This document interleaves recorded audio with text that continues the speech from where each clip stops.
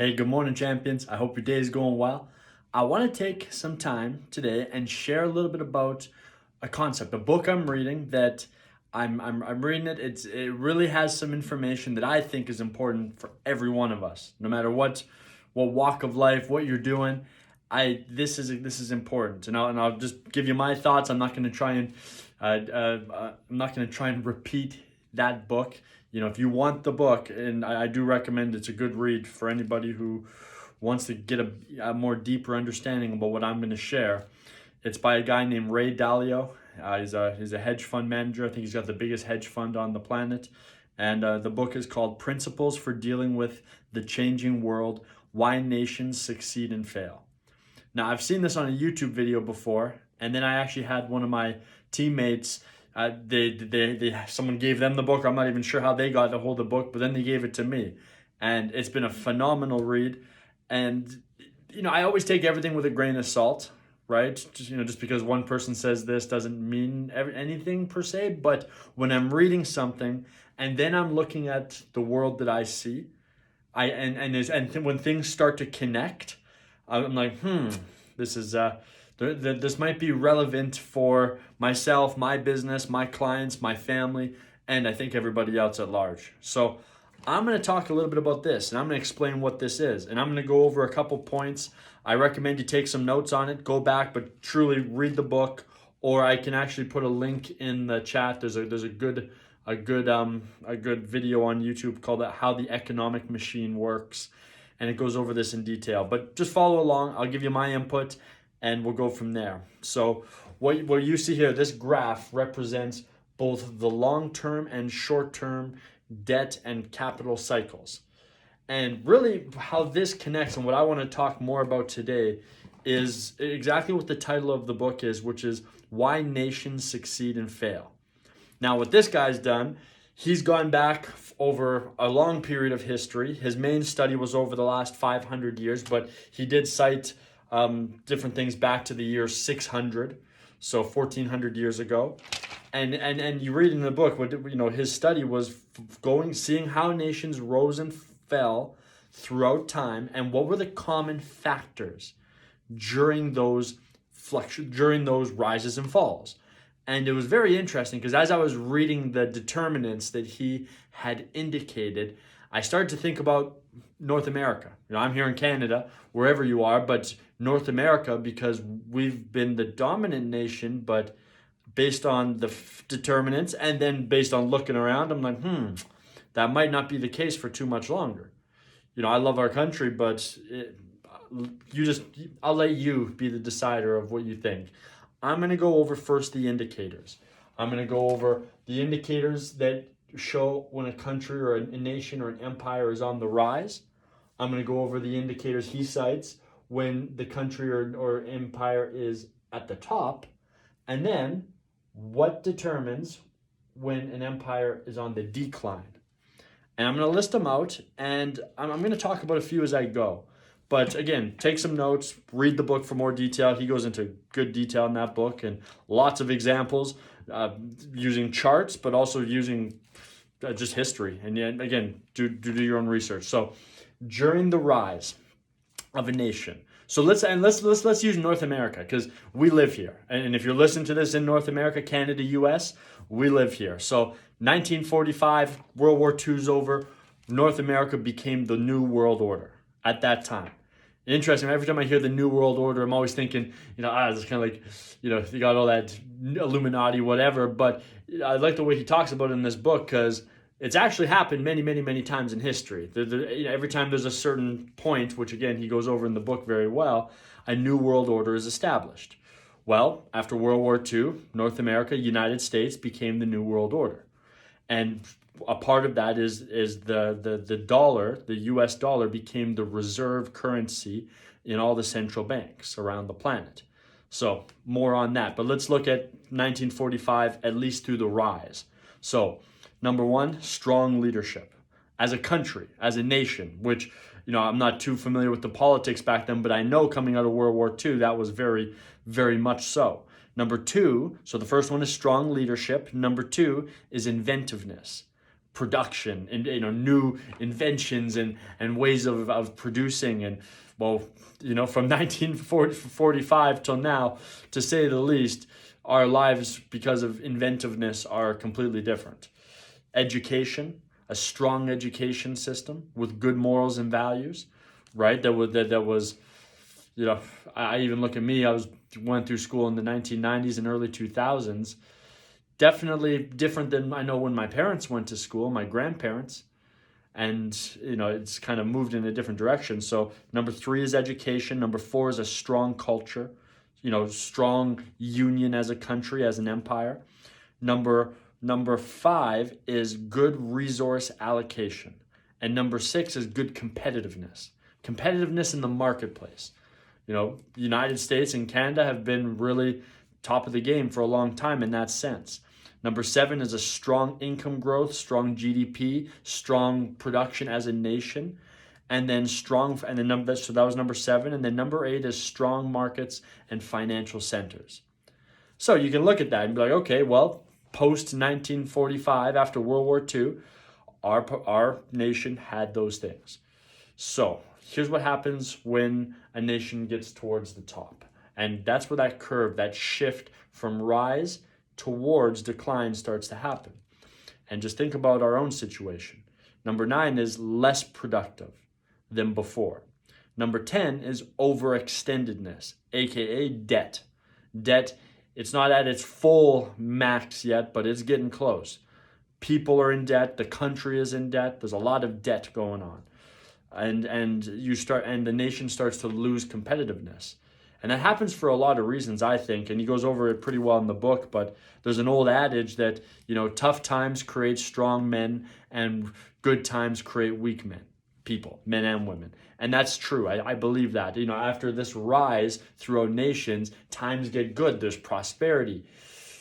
People necessarily aren't as tough, as aggressive in a good way, as powerful as they were. They're more lazy, lackadaisical, just, good times, right? Well, good times don't last forever. And number 12 is wealth, values, and ideology gaps. The gaps have gotten bigger. The gaps were smaller during the rise, but towards the top, the gaps are much bigger, right? It's a much bigger gap between the haves and the have-nots and different ideologies. And those things lead to the decline of a nation, the decline of an empire. And this is what it is. Large debts, but debts to the size where it's almost not workable, especially on a country level. Now, I'm in the financial industry, and we see this for people like huge, and we've watched it happen. Like, I know my grandparents' generation, then my parents, then our generation. It's changed a lot. People saved a lot more money back in the day. Lots more of their income. It was a much bigger habit. People had much less debt, and that's completely changed. Canadians right now generally are saving less than 2% of their income for the future, and for every dollar a Canadian makes, $1.76 is spent. That's a huge shift from before. So that's starting to happen. There's a lot of debt. Country starts to print a lot of money, and COVID, which we'll save for another video, but it was the perfect situation to print lots of money, to say the least. So printing lots of money, that was number 14 as a country, which creates inflation, lots of things in that. Number 15 is internal conflict. I find, and this is my own opinion, but I think it's very easy to see, when there's times of growth, or you just left a decline, which I'm going to get to, when you just leave a war as a nation, for example, in World War II, there's a lot of unity. People are thinking alike. There's the desire as a nation to progress.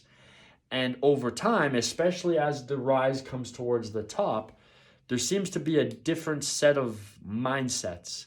We see it right now happening huge in the U.S. I think in Canada, no different. Just, I don't know, it's more mediatized in the U.S. But regardless, the left and the right, the conservative and the liberal, right? But it's always been that way. But why right now is there so much fighting? And why is there's such a huge gap?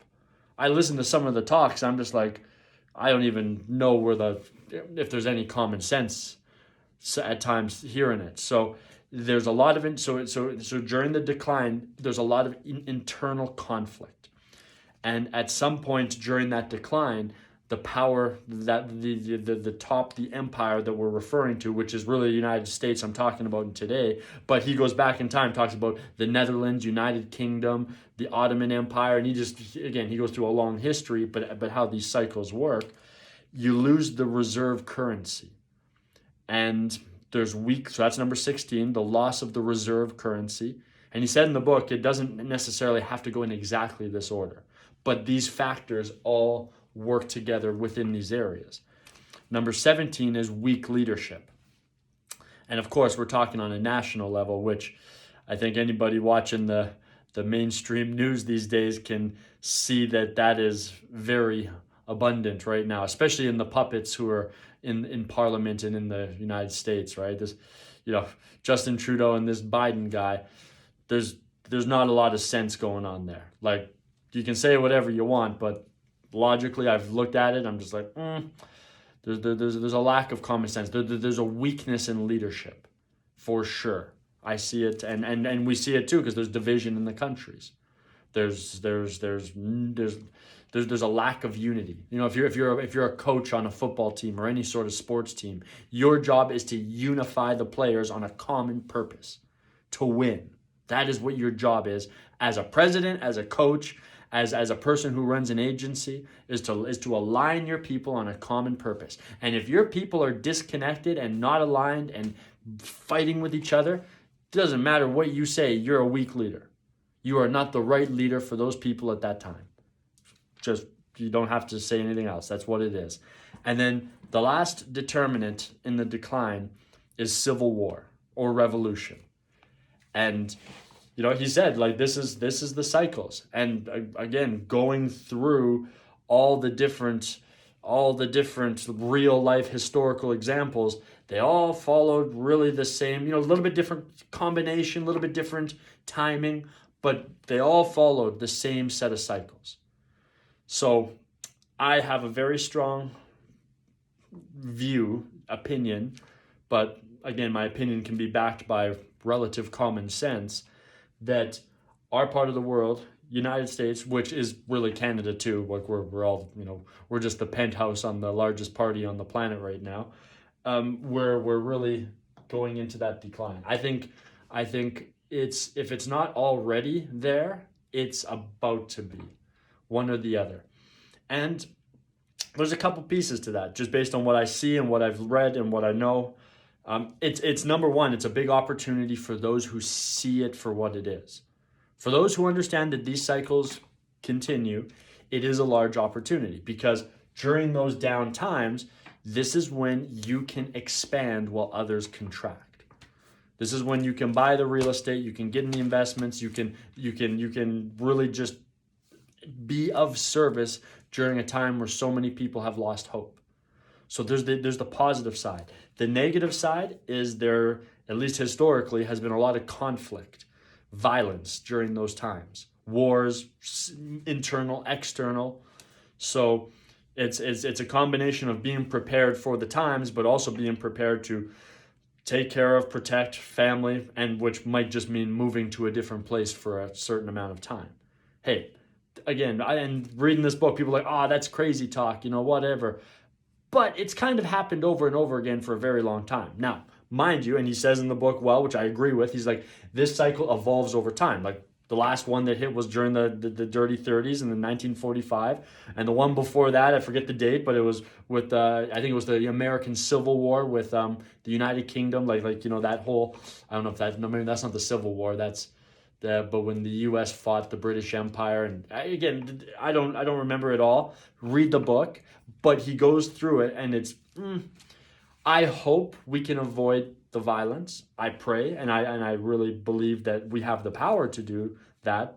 But times are changing, and one of the things he showed in that book, and he said every time there's a down, there's always another empire that is intercepting. As the old empire is on the down, is on the decline, there's another empire on the up. And the three that he used as an example in the book is, for a while, the Dutch, the Netherlands, was on the up. As they declined, it was the United Kingdom. And that was when they went through their thing. Again, the historical side, I'm not that far in the book yet. I can come back and share more. But that was the new order, and that was the intersect. And then it happened again with the United States and the United Kingdom. That was the intersect. United States became the new world order, the new order at that time. Well, again, if we're just going to look at history, and sure, it evolves, but human nature stays roughly the same. And we can get a pretty good glimpse of what the future could be and may be by looking at what's happened in the past and watching the patterns. So here's the logic. United States on a decline. Based on everything I've talked about and just keeping your eyes open and looking, it's kind of moving in that direction. Who's on the uprise? It's actually China. China's actually right there. There's actually a very close intersect right about soon. So, hey, it's just what it is. And I have a strong feeling that there will be a shift in the near future. And I think, again, there's opportunity involved, right? The times have always changed, and there's always a way to take advantage of those times to protect you and your family, but also come out better than you came in. But there's gonna be a shift. And again, history repeats itself. There's a million sayings we can talk about, but one of the best, and I'm sure we've all heard it, is those who don't know or study history are bound to repeat it. Well, truthfully, and I mean truthfully, honestly, anybody listening to this, how many of us have honestly studied history? We went to history class and they gave us little tidbits that they wanted to give us, but how many of us have really studied the historical, the rises and falls of empire, the political game that's gone on through the history, the economic, and there's so much more. And again, I'm only getting little pieces and glimpses, but I'm doing my best at trying to see it for myself, because I know that to be true. And I see it in our business, right? I'm in financial services. We're in sales, right? And sales is just helping someone acquire a product or a service that can benefit them. But I use this as the example because, yes, products and services change, but human nature and people don't. It's been the same. There's certain little things, but not really. People have the same desires, it's the same set of emotions, whether it was 100 years ago, 500 years ago, or today, or in the next 50 years. It's people are people. And again, it doesn't mean that there can't be a shift. And I want there, my part of my solution, I want to help there be a shift in this so we can go through that transition better than we have before. And then hopefully the next one's even better. But again, there's human nature at large, and most people, especially out here, I'm talking North America, for most of us, we do not know our history. I grew up here. How much of us really know our history? Not just our history, but the world history, the cycles of the world. And the more I read about it, it's like that old saying too, right? The more you learn, you need to learn, right? Reading this guy's book, I'm just like, jeez. But him and his entire team at Bridgewater and Associates, which is a huge company, they've done the research. They've backed it up. And again, it's one man's opinion and one team's group of research, but I'm reading the book, and then I'm looking out, and I've been alive for 30 years now. I'm looking back on it, and I'm like, it's kind of following suit. It seems logical. So again, take it as you will. The name of the book, once more, it's by a guy named Ray Dalio, Principles for Dealing with the Changing World Order, Why Nations Succeed and Fail. Beautiful book. It's got this thing right on the front cover. I'd suggest they have an audiobook, but I'd suggest for this one, buy the physical book, because he's got a lot of visuals in there, a lot of charts, and the charts are good, and he explains them well, and they're not hard to understand, but you're looking at the chart and you're watching the patterns and you're kind of connecting the dots. You see it for yourself, right? You're looking at it right? You just see it, right? So again, I don't think it should be anything to be scared of. I think, hey, if this cycle is going to happen regardless, we might as well embrace it, do our best to go through the shift without as little violence and as little turmoil as possible. There might be some, I don't want there to be, but hey, we got to do our best, protect our family, and take advantage of the shifting times.